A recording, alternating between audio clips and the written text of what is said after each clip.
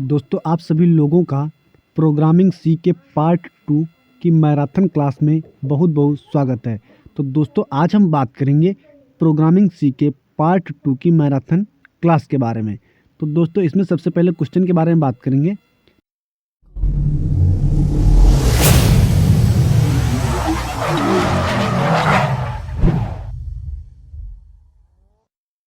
Pointer क्या होता है, इसके उपयोग करने के लाभ और हानियाँ क्या हैं, विस्तार पूर्वक वर्णन कीजिए। दोस्तों अगर आपके एग्जाम में इस टाइप से क्वेश्चन आता है तो आप उसका आंसर इस टाइप से लिखेंगे। सबसे पहले हेडिंग डालेंगे पॉइंटर, और दोस्तों फिर लिखेंगे पॉइंटर एक स्पेशल डेराइव्ड डाटा टाइप होता है जो किसी अन्य वेरिएबल का एड्रेस होल्ड करता है।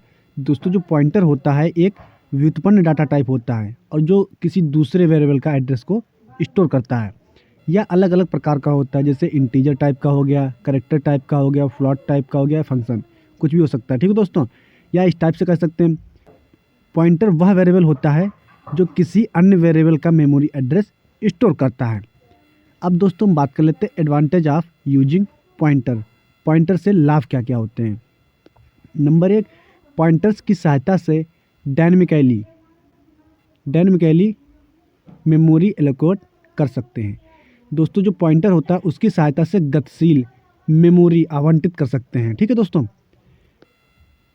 पॉइंटर की सहायता से डाटा स्ट्रक्चर क्रिएट कर सकते हैं। दोस्तों जो पॉइंटर होता है उसकी सहायता से हम डाटा का स्ट्रक्चर्स भी क्रिएट कर सकते हैं या बना सकते हैं।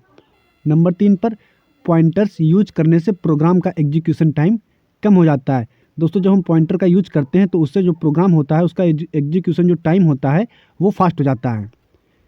और दोस्तों नंबर 4 पर है पॉइंटर्स की सहायता से एक से अधिक के दौरान वैल्यू रिटर्न कर सकते हैं। नंबर 5, पॉइंटर्स की सहायता से आर्गुमेंट या पासिंग के दौरान वेरिएबल की कॉपी के अतिरिक्त ओरिजिनल वेरिएबल पर काम कर सकते हैं।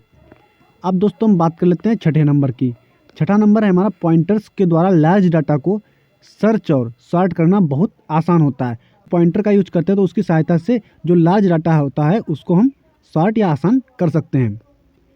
और दोस्तों इसमें बताया गया है यदि पॉइंटर को प्रॉपरली यूज ना किया जाए तो इससे कुछ डिसएडवांटेज होते हैं।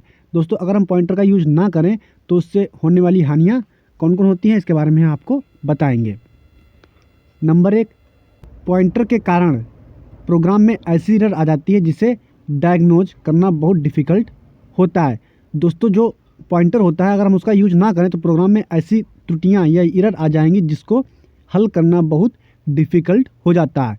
नंबर 2, पॉइंटर्स के कारण मेमोरी में लीक्स क्रिएट हो जाते हैं।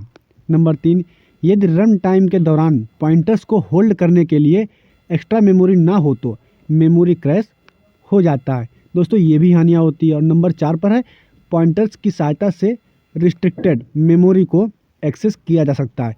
दोस्तों जो प्रतिबंधित मेमोरी होती है तो उसको हम एक्सेस कर सकते हैं। अब दोस्तों नेक्स्ट क्वेश्चन के बारे में बात कर लेते हैं। नेक्स्ट क्वेश्चन है हमारा प्रोग्रामिंग भाषा सी में स्ट्रक्चर्स से क्या आशय है।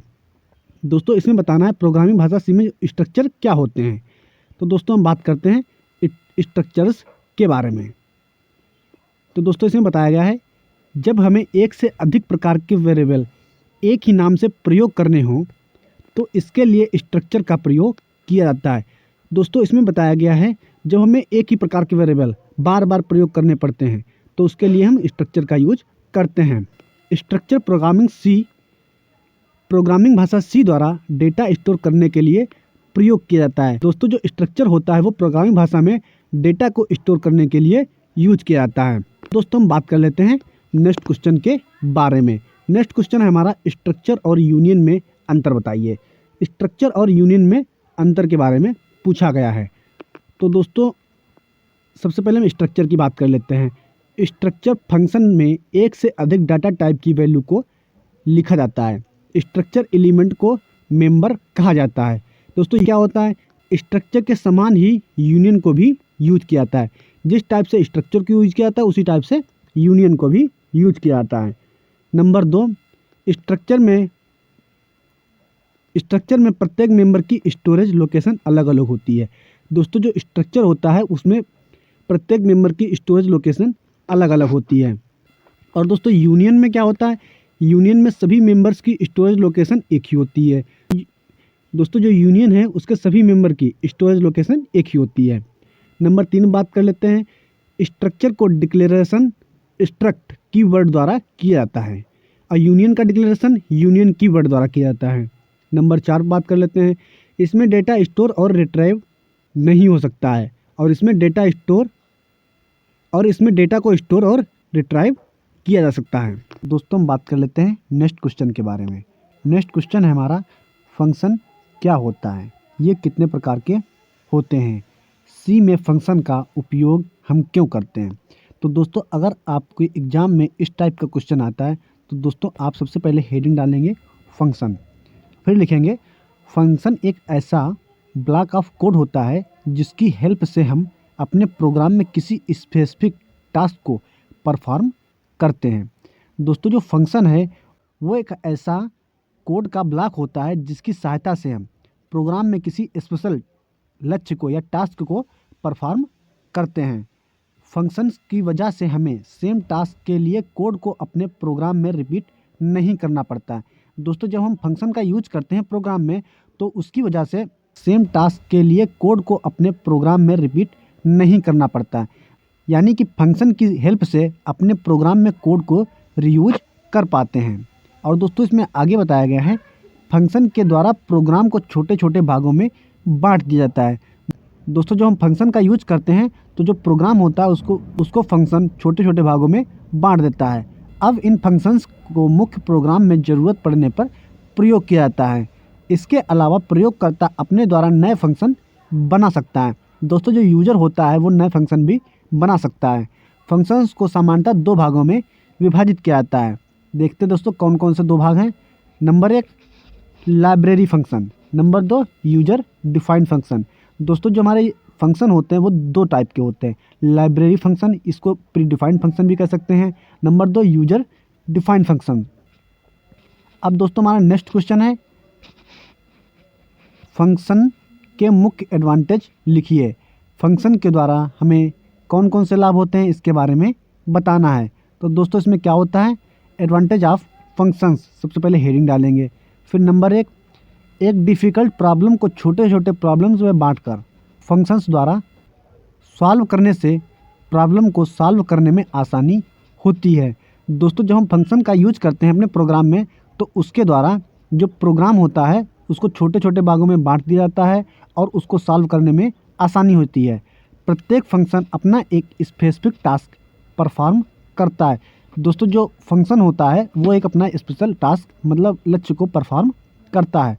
और दोस्तों इसमें आगे बताया गया है, जब कुछ स्पेसिफिक कोड प्रोग्राम में डिफरेंट प्लेसेस पर एक से अधिक बार यूज होते हैं, इसके लिए कोड को रिपीट करने के लिए फंक्शन का यूज किया जाता है। दोस्तों ये हमारा दूसरा नंबर हो गया एडवांटेज का। और तीसरा नंबर है हमारा, प्रोग्राम में फंक्शन का उपयोग करने से उसमें एरर कम प्राप्त होती है तथा प्रोग्राम अधिक अंडरस्टैंडेबल होता है। दोस्तों जब हम प्रोग्राम में फंक्शन का उपयोग करते हैं फंक्शन के द्वारा एरर कम प्राप्त होती है। दोस्तों नंबर 4 की बात करते हैं, सीक्वेंस में लिखे प्रोग्राम से अधिक फंक्शन का यूज होकर बने प्रोग्राम कम एरर वाले होते हैं। अब दोस्तों हम बात कर लेते हैं अपने नेक्स्ट क्वेश्चन के बारे में। दोस्तों नेक्स्ट क्वेश्चन है हमारा, सी भाषा में लाइब्रेरी फंक्शन तथा यूजर डिफाइंड फंक्शन से आप क्या समझते हैं। दोस्तों जो प्रोग्रामिंग सी है उसमें लाइब्रेरी फंक्शन और यूजर डिफाइंड फंक्शन क्या होता है इसके बारे में पूछा गया है। दोस्तों सबसे पहले बात करते हैं लाइब्रेरी फंक्शन के बारे में। सी भाषा में स्टैंडर्ड फंक्शन और लाइब्रेरी फंक्शन को इनबिल्ट फंक्शन या प्री डिफाइंड फंक्शन के नाम से भी जाना जाता है। दोस्तों जो लाइब्रेरी फंक्शन है उसको हम इनबिल्ट फंक्शन या प्री डिफाइंड फंक्शन के नाम से भी जानते हैं। और दोस्तों इसमें आगे बताया गया है, प्री डिफाइंड फंक्शंस वे फंक्शंस होते हैं जो सी लाइब्रेरी में पहले से ही प्रोवाइड किए गए हैं। इन्हें यूज करने के लिए केवल हेडर फाइल्स को इंक्लूड करना होता है। इन फंक्शंस को प्रोग्राम में बस इनका नाम लिखकर इन्हें कॉल किया जाता है और ये प्रोग्राम में क्रियान्वित हो जाता है। इसके उदाहरण स्कैनएफ, प्रिंटएफ आदि होते हैं। ये फंक्शंस सी प्रोग्रामिंग भाषा के लाइब्रेरी फंक्शंस भी कहलाते हैं। इन सभी फंक्शंस का संबंध किसी विशिष्ट सी लाइब्रेरी फाइल से होता है। और दोस्तों इसमें आगे बताया गया है, सी प्रोग्रामिंग भाषा में बिल्ट इन फंक्शन एक निश्चित फाइल में उपलब्ध होते हैं। इन्हें हेडर फाइल कहा जाता है। दोस्तों जो सी प्रोग्रामिंग है उसमें जो इनबिल्ट फंक्शन होते हैं उनको एक निश्चित फाइल में रखा जाता है या उपलब्ध होते हैं, जिनको हम हेडर फाइल्स कहते हैं। सी में कार्य करने के लिए निम्नलिखित हेडर फाइलों का होना आवश्यक है, जैसे math.h, studio.h, इसी प्रकार सभी हैं। ठीक है दोस्तों। अब दोस्तों हम बात कर लेते हैं यूजर डिफाइंड फंक्शन के बारे में। यूजर डिफाइंड फंक्शन क्या होता है इसके बारे में बात करेंगे। यूजर डिफाइंड का मतलब होता है जो फंक्शन हम प्रोग्राम बनाते समय खुद डिफाइन करते हैं। दोस्तों जो यूजर होता है उसके द्वारा जो फंक्शन बनाया जाता है उसको ही हम यूजर डिफाइंड फंक्शन कहते हैं। अब दोस्तों हम बात कर लेते हैं नेक्स्ट क्वेश्चन के बारे में। नेक्स्ट क्वेश्चन है हमारा call by value and call by reference पर संक्षिप्त टिप्पणी लिखिए। तो दोस्तों सबसे पहले हम बात कर लेते हैं कॉल बाय वैल्यू के बारे में। कॉल बाय वैल्यू क्या होता है इसके बारे में बताएंगे आपको। जब फंक्शन वेरिएबल के माध्यम से कॉल किया जाता है तो उसे कॉल बाय वैल्यू कहते हैं। दोस्तों इसमें बताया गया है जो वेरिएबल होता है वो फंक्शन के माध्यम से कॉल किया जाता है तो उसे हम कॉल बाय वैल्यू कहते हैं। और दोस्तों यहाँ बताया गया है, यहाँ पर वेरिएबल की वैल्यू को पास किया जाता है। जब आप फंक्शन कॉल करते वक्त वेरिएबल को आर्गुमेंट या तर्क के तौर पर पास करते हो, तब ये होता है कि उन वेरिएबल्स के पास जो वैल्यू होती है वो पास होती है, ना कि वो वेरिएबल।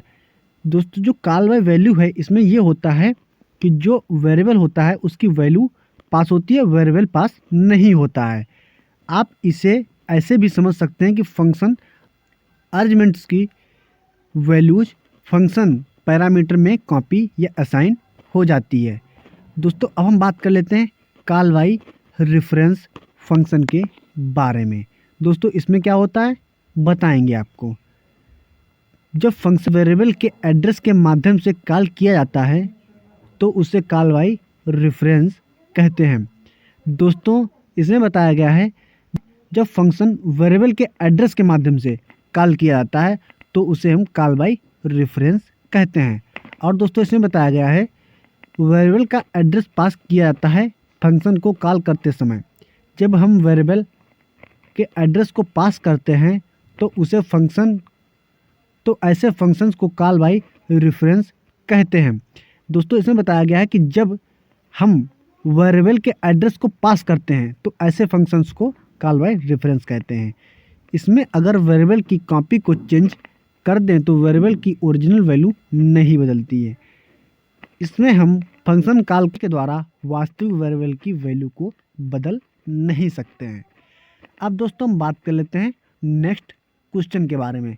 नेक्स्ट क्वेश्चन है हमारा सी प्रोग्रामिंग लैंग्वेज में एरे क्या है। दोस्तों इसमें बताया गया है एक प्रकार का रेफरेंस टाइप होता है।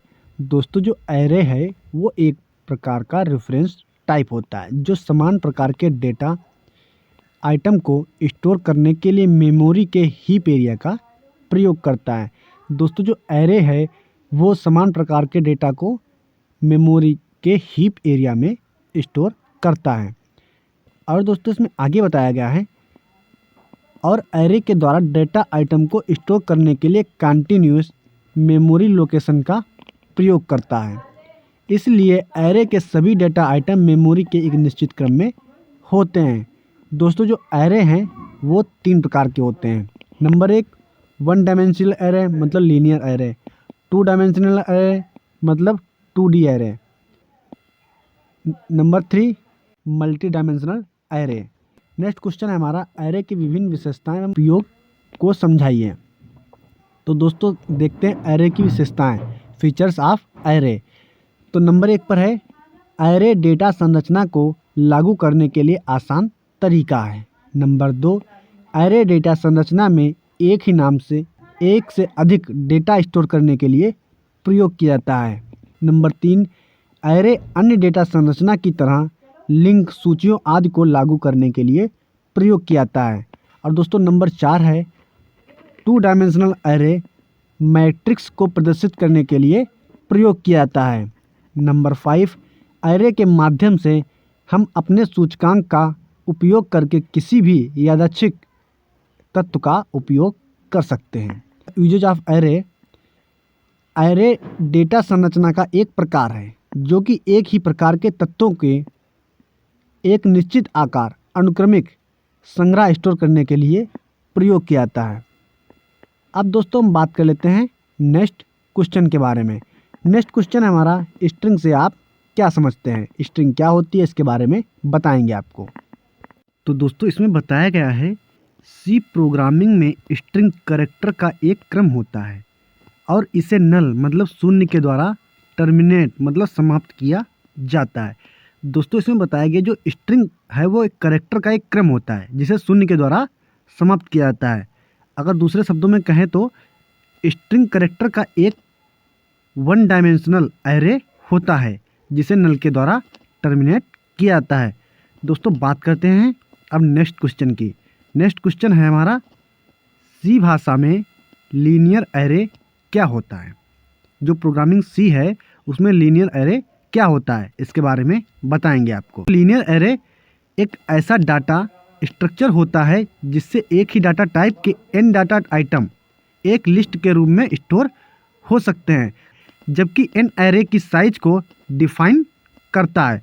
जो n है वो एरे की साइज को डिफाइन करता है। यदि किसी एरे की साइज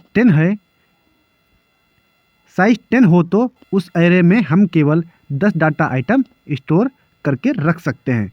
अब दोस्तों बात करते हैं अपने नेक्स्ट क्वेश्चन के बारे में। नेक्स्ट क्वेश्चन हमारा सी में एरे के डिक्लेयर कैसे करते हैं। तो दोस्तों इसमें बताया गया है जब हमें किसी प्रोग्राम में एक ही प्रकार के बहुत सारे डाटा को स्टोर करके एक्सेस या मैनिपुलेट करना होता है तब हम समान प्रकार के डाटा को स्टोर करने के लिए बहुत सारे वेरिएबल डिक्लेयर करने के स्थान पर एरे डिक्लेयर करते हैं। तो दोस्तों ये हो गया हमारा प्रोग्रामिंग सी के मैराथन क्लास का पार्ट 2।